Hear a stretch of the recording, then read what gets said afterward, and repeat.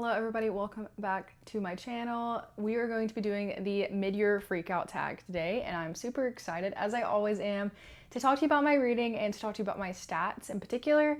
It is really funny, I was like prepping for this video and watching last year's, and I'm very close to the same, like, at least overall books read that I was last year. And so I would be curious to know like how it's changed throughout the years on BookTube, which I've been doing this like on and off since probably like at least for books, probably since like 2020. So that's just kind of fun to think about. But I have read 67 books so far this year. I have done 45 of those as audiobooks, 17 as physical books, 4 in tandem of some capacity, and then 1 ebook. So again, this is pretty normal for me. Majority of my reading is going to be audiobooks, as that's what I had like the most time for. But if you're here and you don't think audiobooks count as reading, that is incorrect. So as far as one thing I'm really proud of just overall, like before we get into the actual questions, which I'll put below some of the creators that I got inspiration from, and this tag has been around like a super long time, so I definitely recommend checking out other people's videos. But I have read, out of the 17 physical books that I've read, 13 of those have been from my actual physical backlog TBR, which I'm really proud of, because that's one of my goals, is like when I read a physical book, I want it to be like not necessarily a new purchase, but a addition from my previous TBR. And majority of the time with my physical books, that has been the case, except for like typically like what I would be purchasing new is our book club books that we do, and that I'm typically buying that because I like to have the physical copy, and it's not usually one that's already on my TBR. All that to say, let's go ahead and get started. So overall, how is your reading year going? So I would say I have noticed that a lot of what I've been reading has been kind of middle of the road, but when I have a win, it's like a big win. But I think typically I keep like a rolling list of my top 10 throughout the year. And not all of the ones that I see like throughout my rolling top are ones that like super inspire me. So I have a lot of middle, like I'll put some graphics up later too, but I'll go ahead and talk about the like ratings for a year overall. And if you see me looking down, I'm just looking at my MacBook on my spreadsheet. But overall, I've had 12 5 stars, 17 4 stars, 28 3 stars, 5 2 stars, and 1 1 star. So that's kind of like the spread. Again, I think like most of my books I've felt fine about. So I would say my reading year is going okay, but I do have some really great wins that I'm excited to talk about. So that's kind of like overall. What is the best book I've read so far? Let's go ahead and talk about my top 5. And I'll go get them. Okay, so top 5 books I've read so far in 2025, starting with number 5, Wild Dark Shore by Charlotte McGonaghy. I adored this book. I thought it was phenomenal. It is what some would call climate fiction in a way, but it's also, I think it heavily leans on like the thriller mystery aspects of the story. So you're following like a family who lives on a remote island in between like, it's like near the coast of Antarctica, but I think the family is Australian, and Charlotte is also Australian. And it's like a very remote island. They're there protecting this like seed bank of these endangered like plants and vegetation, and they are like safeguarding the island essentially. They live in this like lighthouse, and a woman washes up onto sea and doesn't know like why she's there or how she got there.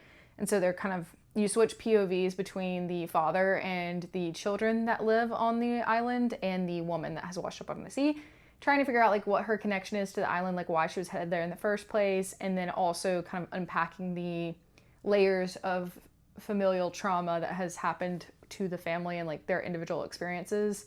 And it is very good. There's a lot of twists. It is melancholy at times, but is also very hopeful at times, and there's a lot of like elements of found family and the bonds that you create with people.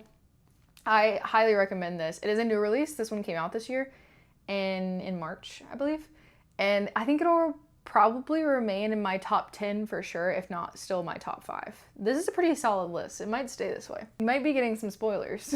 Well, not spoilers on the books, but spoilers into like my feelings at the end of the year. Which, with that being said, this is number 4, The Serpent and the Wings of Night.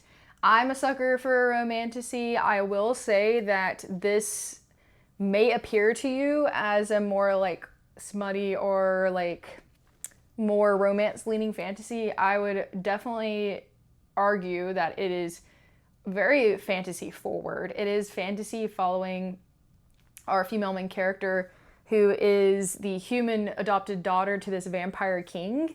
And the dynamics there are very interesting, and she submits herself into this competition to gain immortality, and she meets a guy while she's there. But that's not like really the whole point. Like the magic system's very interesting in this, and the characters I really enjoy. Not only our main character Oriya, but also Rain is a great character, the male love interest, and then also some supporting characters are really strong in this one. I just thought that the prose was really amazing, and I want to read more from Carissa Broadbent. She's also self-published, which I think is really cool, and I will continue to read this series. This is a series, so. And then taking a turn in a different direction, I talked about this on my most recent video, so I'm not gonna go too into depth, but this is The Lion Women of Tehran. This book absolutely blew me away. This is a historical fiction following 2 friends throughout the years. It spans a pretty long period of time from when they were children to when they're adults, and the kind of turmoil that they go through within their friendship, and also the political climate of Iran. And I just think it's really beautiful. And it taught me a lot about the culture, about the people, about the political climate. And I think that everyone should read it. And then we have number 2, which is the only one I don't have a physical copy of, and that is Heavenly Tyrant by Zuran Zhao.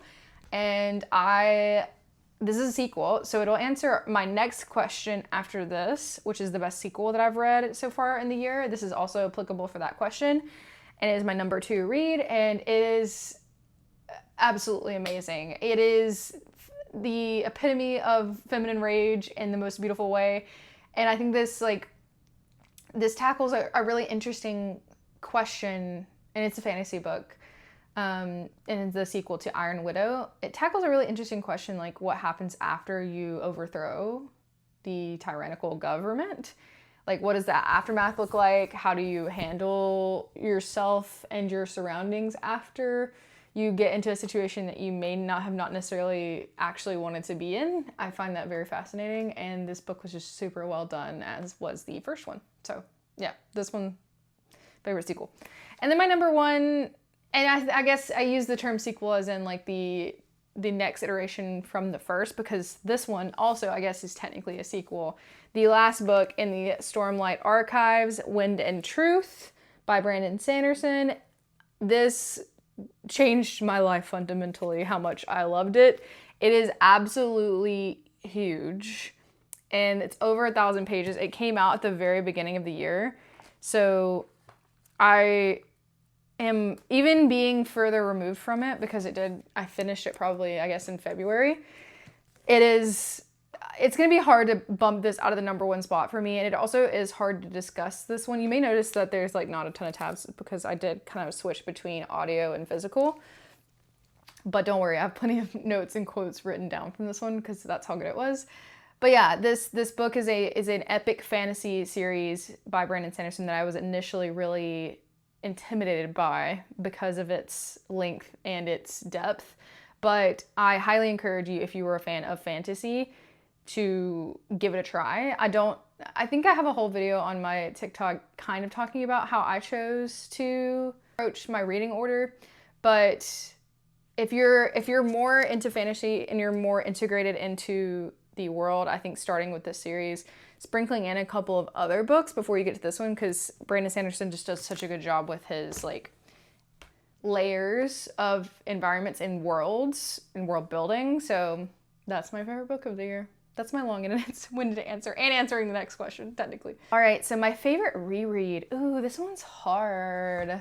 So I've only reread 2 books this year. So I don't have the physical copy, but I did a reread of one of my favorite childhood books, Walk Two Moons by Sharon Creech. This fundamentally changed me as a reader when I was in middle school, and I love this book, and I stand by that it's a good book. But then I also reread Dark Secrets by Elizabeth Chandler. This is like a series of books, you can see some right here, that I also read in late middle, early high school. And this one contains like 2 books within it. And I would have to say my favorite reread was probably this one as opposed to Walk Two Moons, even though it is historically like one of my favorite books, because I didn't realize how well this held up. Like, I kind of knew Walk Two Moons would hold up for me just because of the nostalgia associated with it. But this one actually holds up as like a good story still. So I would have to say this one. I will continue to reread the rest of the series. So the next question is the genre that I have been really loving recently. And once again, my genre breakdown does prove to be pretty highly fantasy, being that 27 of the books that I have read are fantasy. But the next highest one, which I've been lacking in the last couple of years, is contemporary. And I include that as like contemporary literary fiction. That's kind of like what I would describe under that genre. And while historically, like, some of my favorite books are that genre, it is not typically one of my most read genres. So I think I unintentionally have been trying to like get that up throughout the year and like seeking out books that I would consider favorites in that category. And one of those would be Wild Dark Shore, which I forgot to mention is a contemporary novel. It's like contemporary mystery. That one's tough to like pick a specific one. So yeah, I've read 7 contemporary books. I've actually read 5 nonfiction books, which surprised me. I wouldn't think it was that much. 5 romance books, 5 sci-fi books, 5 historical fiction, 4 horror, 4 mystery, 3 classics, which is new for me. I don't normally read maybe 1 a year. So that's kind of cool. And 2 thrillers. So one thing that I would like to do before the end of the year is read some of my manga, which is up here and over here. I haven't read, and graphic novels, because I do have a couple of graphic novels I want to get to. So that's kind of like my hopefuls before the end of the year. But yeah, so contemporary, a little bit of a surprise. New release that I haven't read but want to. I have a lot on my list. I have a whole like Goodreads want to read list. I think that, let me show you a couple that I own. We'll just go with these 2 for now. The first one being Fable for the End of the World by Ava Reed. Look how beautiful this cover and the sprayed edges are. This is, I love Ava Reed, so I'm really wanting to get to this one. I don't know a ton about what it's about, except that it is a sapphic dystopian YA novel, and all of that sounds interesting to me. So, and then I just picked this one up recently. This is With a Vengeance by Riley Sager. And I usually love everything by Riley Sager. The only one left, which is up there, is one of my favorite books in the past 5 years. So I'm excited about this one. I love this cover. I think it's beautiful. So those are like 2 at the top of my list. And then I also have the next book in the Rebel Blue Ranch series, which is Wild and Wrangled. I also love this Western romance series. I think it's super good. And then we have the most anticipated release for the second half of the year. I'm gonna need to look. I did a video, but I want to... I'm gonna give 2. I'm gonna say Calabasas by R.F. Kuang for sure. I've really enjoyed all of her previous books, and there's a lot of really interesting things coming out in the early reviews of this. It is a fantasy historical fiction with some mythology in there as well. It's described as Dante's Inferno meets Piranesi, and it's like a dark academia, also a little flair to it. So it just sounds very interesting, and I am excited for that. It comes out August 28th. And then we have Wild Reverence by Rebecca Ross coming out September 2nd. And this is set in the same world as Divine Rivals, that duology. So I'm curious to see how it expands the world and the story there. As far as my biggest disappointment, that one's tough because I don't know, typically I would think like biggest disappointment is I had really high expectations. I think I guess if I had to pick one, it would be A Novel Love Story by Ashley Poston. I did like this one. I gave it 3 stars, but previously I've really loved her stuff. Like there's a couple of books like The 7 Year Slip, The Dead Romantics are her 2 other books. And then she has a YA book that I really like. Among the Briars. Yeah, she also wrote that one. So and all of those I really liked. So this one I was kind of expecting the same. and it just left me wanting more. This is a romance book where essentially a girl happens upon a town that is like from her fictional favorite author's like world. And it just was a little too much cheese for me to like rate it higher. But I do think there's an audience for this for sure. Next we have biggest surprise. Honestly, I would probably say two. I would say one is I Who Have Never Known Men by Jacqueline Hartman. This one is more like a classic, and it's in my top 10. I rated it 5 stars. It is a dystopian feminist tale of a woman it's a group of 40 women who emerge from a prison cell after the world has been like decimated. And then they're trying to like find the will to live and like survive. And it's very bleak, but it's also very simple and hopeful at the same time. So I don't know, I guess I went into it with like not really knowing what to expect and came out of it with one of my favorite books. So I would say that one. And then also I kind of already mentioned Serpent and the Wings of Night just because it was like really hyped in my mind, and it actually did live up to that to me. So that kind of shocked me. So I would say both of those are my best surprise. Favorite new author?